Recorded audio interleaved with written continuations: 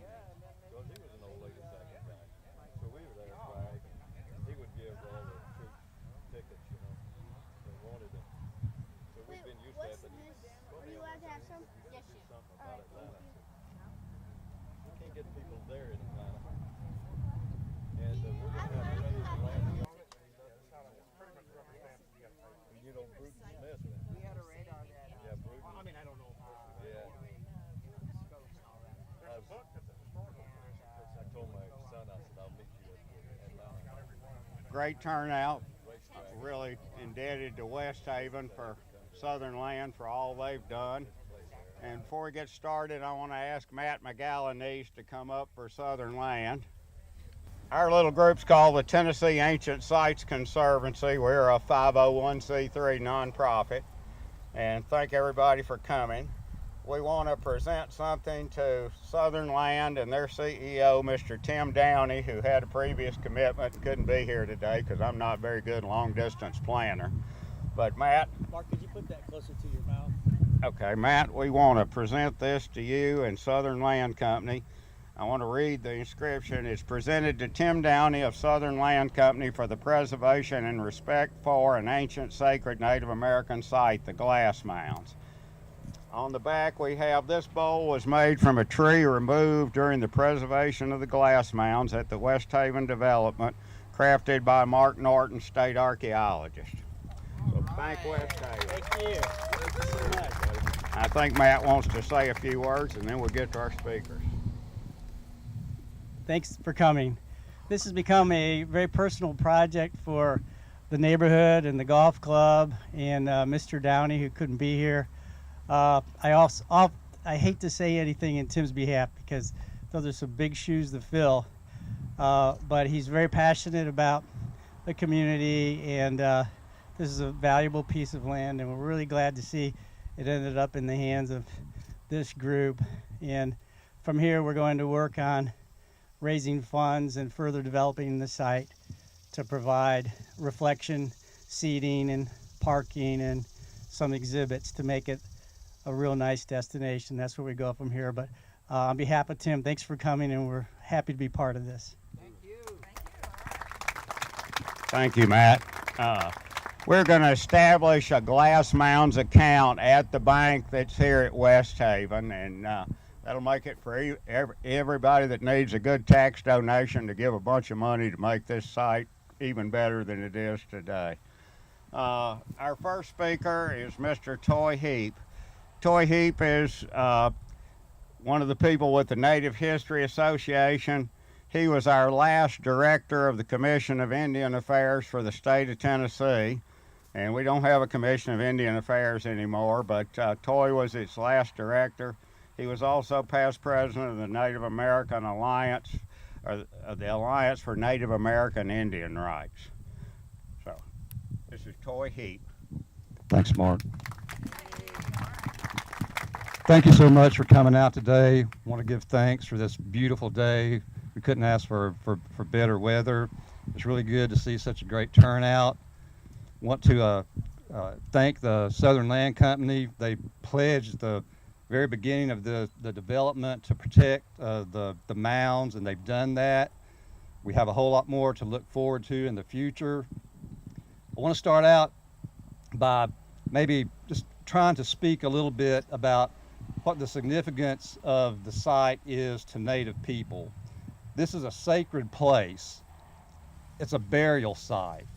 These are our ancestors that were interred here. The mound was excavated in the 19th century, and some of the remains were removed, but there still may be remains there. In any case, the people, the spirit of these people, all the people that lived here in this town site, they're still here. They're in the trees, the plants, the birds, everything that we see here. And for us, for Native people, that's the key thing. We revere these places. They're very important. They're sacred. And for us, that's where all of this starts. Now, the places are very important to us also because they can, from what we can learn by studying the sites, and teach us about the people that lived here in the past. And that's important to us, and it's also important to all of us. It's Native history, but it's everybody's heritage. These are not just Native American ancestors, they're Tennessee's ancestors. So that's why it's important for all of us, for the whole community, to be involved in preserving these places. There'll be people that are going to speak to the history of the site better than I can. You'll hear them later on. But I do want to speak a little bit about the future of the site. We have more plans. We've done a lot of the clearing off here. We're getting ready to make this a place where the public can come and learn about Native culture, about the people that built this site. We'll have a parking area. We'll have more elaborate signage. We'll have barriers to keep the golf balls off. Right now, that's kind of a danger if you're walking around the site. But we are gonna take care of that in the future. These things, it's been 10 years or more since we started talking about this. Sometimes these things, they just take time. You know, it's history. That's one of the benefits of having these places, preserving these places. They give us the perspective on those kinds of things. These mounds have been here for over 2,000 years. People have been living here for even longer than that. So in the scheme of things, you know, we're moving right along here. This is very gratifying to see this happening, the site being cleared off, the historical marker here. And we've got plans for the future. And it's very important for us, for everybody, for the whole community to be involved in that. Because like I said, this is your heritage too. It's not just the native heritage, it's everybody's heritage. So with that, I want to thank you again for coming out, and I'll turn it back over to Mark.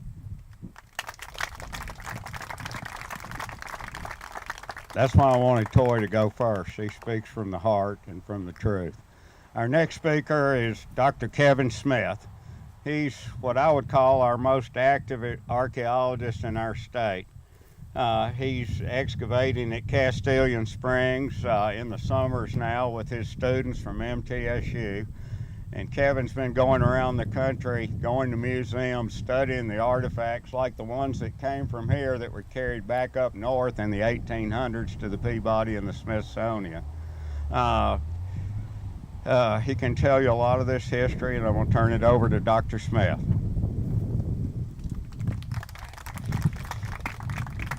Good morning.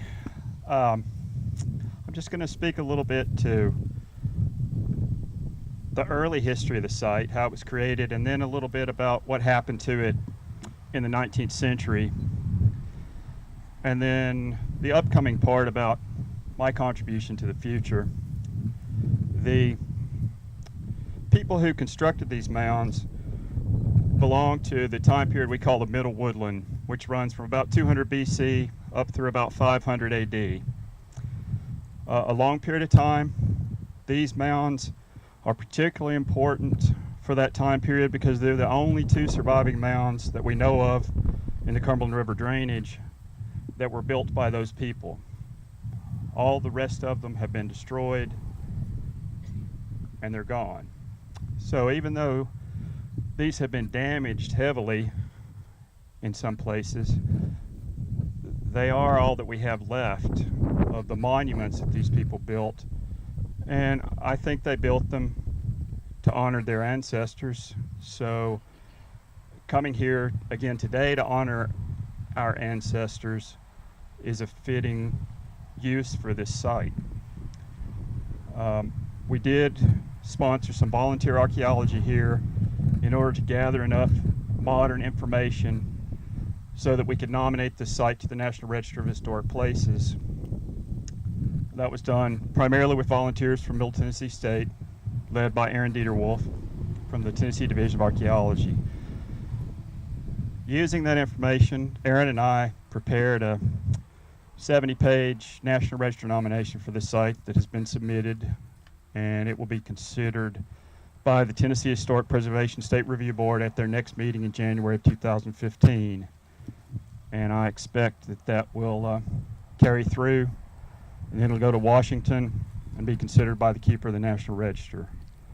So by perhaps the middle of next summer, this site will have been recognized nationally.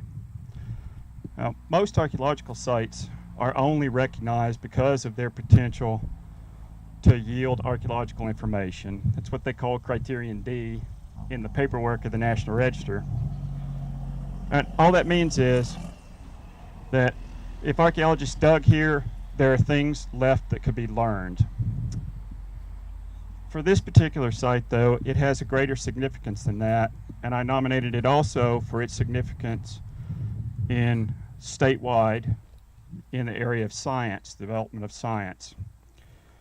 The reason for that is that in 1875, the first director of the Smithsonian Institution contacted a local resident, Dr. W.M. Clark, and asked him to gather some objects for the Smithsonian. So he was actually hired by the Smithsonian. The Smithsonian was still relatively new at that time. A lot of their collections had been destroyed in the late 1860s by the Great Smithsonian Fire. And in 1876 was the United States Bicentennial and the first official major World's Fair held in the United States in conjunction with that. That was held in Philadelphia. So they had very little to show about the ancient history of the United States at that point. So Joseph Henry contacted Dr. Clark, and he came to this site and he excavated in the mounds and recovered a number of objects. Objects made of copper, imported probably from the Great Lakes area, objects of marine shell imported from the Gulf Coast, galena, which is lead ore, large chunks of that, which could have been obtained in Tennessee, but most of the middle woodland ore that has been tested actually comes from Michigan and Wisconsin, all the way down the river. So these people were not kind of stuck in the local area.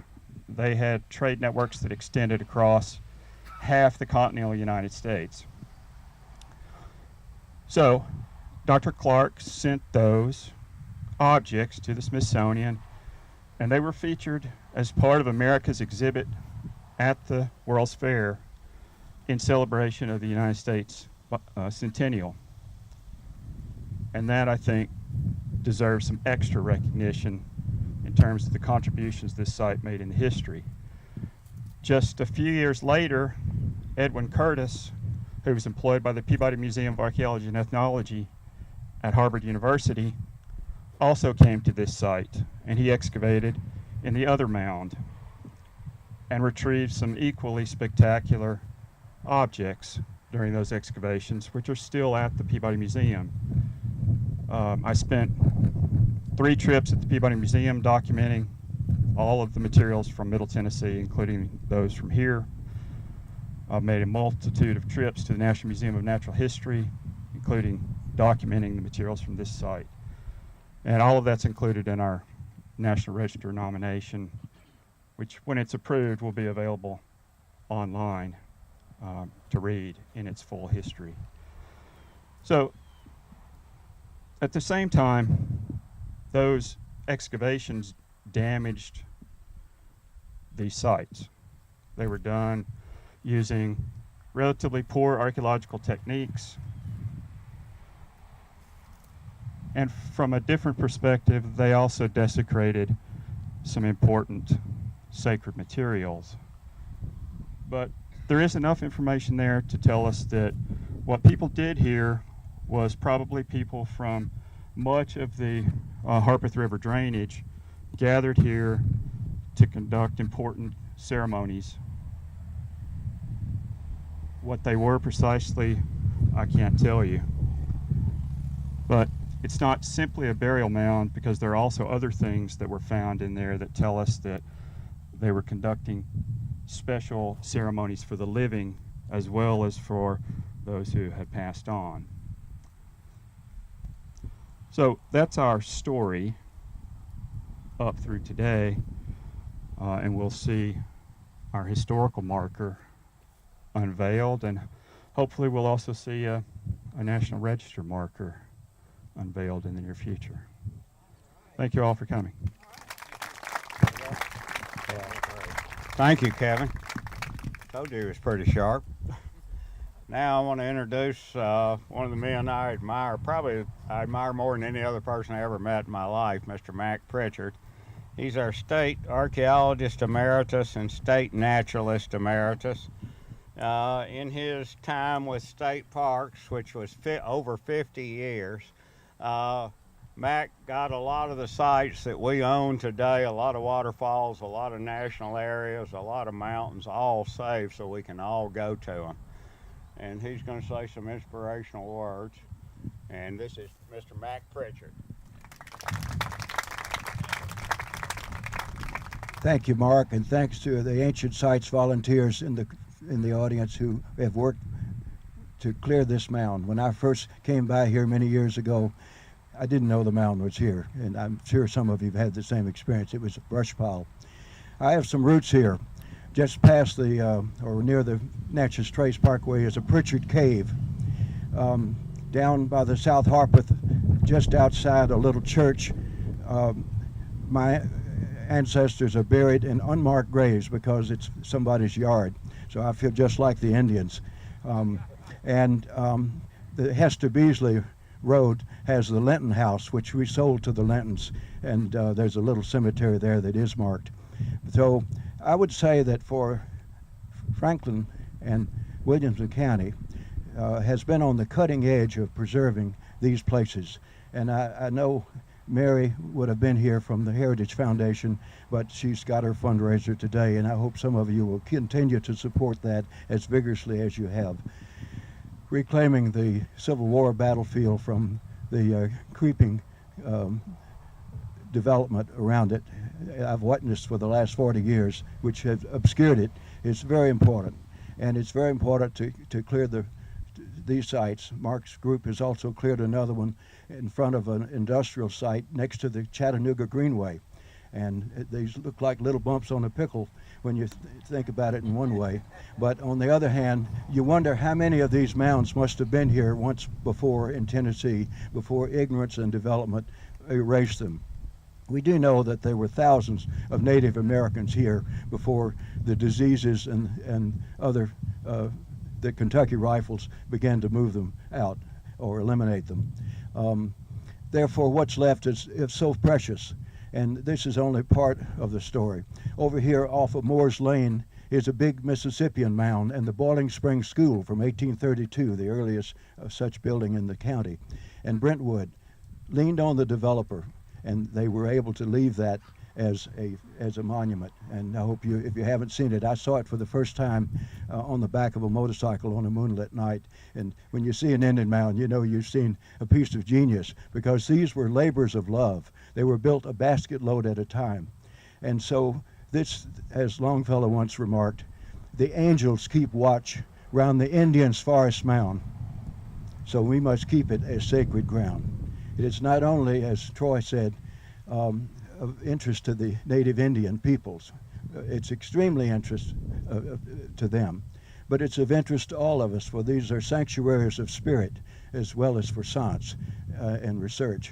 I want to express appreciation to Dr. Smith. He and the state archaeologists were able to save the Castilian Springs Mound out at Gallatin before it was subdivided. This is one of the sites that William Myers, our pioneer Tennessee archaeologist, dug around 1900. During the Dunn administration, we were able to add 5 more archaeological sites. We were able to get the funds in the Division of Archaeology to buy Red Clay, the last capital of the Cherokee Nation before they were marched out to the Trail of Tears. That's over near Chattanooga. We're able to get the Link Farm on the Duck River, which they found spearheads over 20 inches long there in a cache in 1898. They went out of state to Missouri, and we were able to get them back. And so these are Tennessee treasures we're talking about. Next weekend, Dr. Smith mentioned they're going to have a festival at Sellers Mound at Lebanon. This is the one park site that was condemned, and Governor Dunn said, just do it if we have to do it. The developer was going to take the topsoil off and give us the rest of the land, and I said, we don't want it that way. We don't want it disturbed. So we condemned it, and we got it, and it's still there. And so this is the sort of commitment I think that from time to time we need to have. Back in '55, I started as a cub naturalist working at Chucalissa near Memphis. Chucalissa in Choctaw means empty village, and it was another of the great Mississippian towns and mounds like the one over on Moore's Lane. And from there we brought Choctaw Indians from Mississippi who taught me to speak a little Choctaw, and we taught them how to make arrowheads and pottery, and they showed us how to make baskets. And so I hope someday over here at Kellytown, they're right now trying to save an archaeological site from commercial development. And I think the mayor of Forest Hills is leading the charge, and we're very grateful to it. There's so much more that we could talk about on these things, but these sites are scattered all over.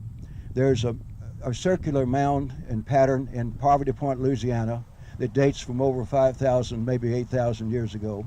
There's another just found in the Shenandoah that may go back 10,000 years. And these little sacred places are scattered all over the world. We know of Stonehenge, but there's dozens and hundreds of those sites.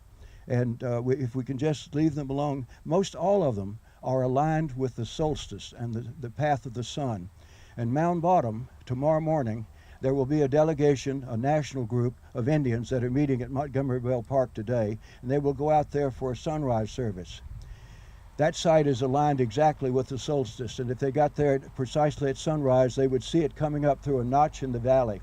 And the site was all laid out in that proportion so the people would know when to plant corn. And that's the axis on which most, maybe 90% of these sites around the world are laid out precisely. These people were not dumb.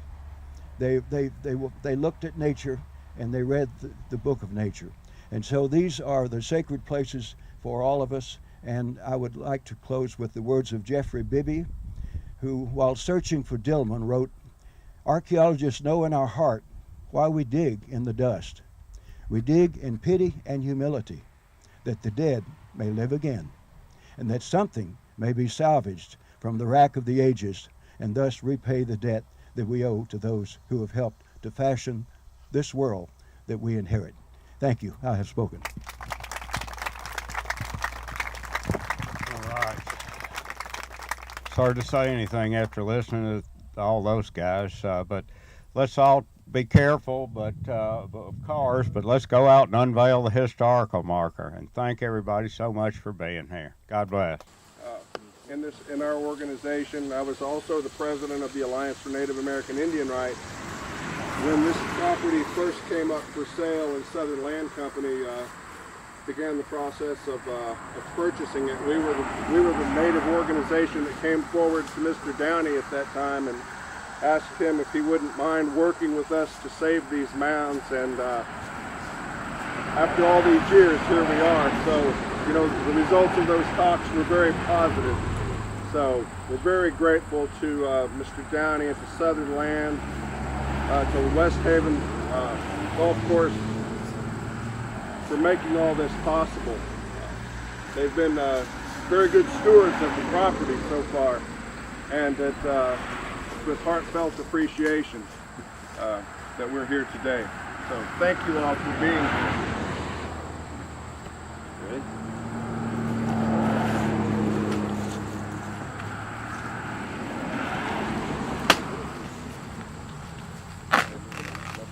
All right, tear into it.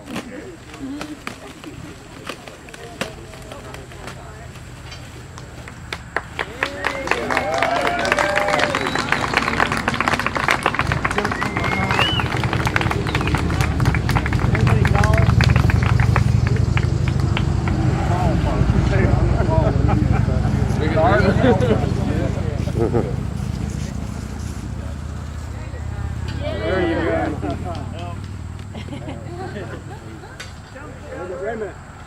Let her push up. Don't pull it.